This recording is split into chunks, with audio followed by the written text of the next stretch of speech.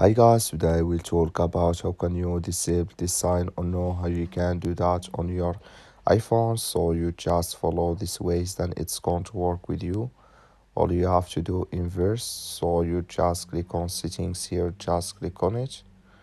Then it's going to take you to your settings. It's going to show for you like this here. So then all you have to do next, you just go down here, you keep going down. So then here you will click here on App Store, you just click on it, you come to next step here, it's going to show for you like this. Then you go down, just keep going down here, you come here to Offload Unused apps, click in this sign or this color. Like you see color, it's gone, that's mean her Offload Unused apps disable with us now. So that's all you have to do. That's all. I wish you I get it. So thank you for watching. Don't forget to support us by like and subscribe.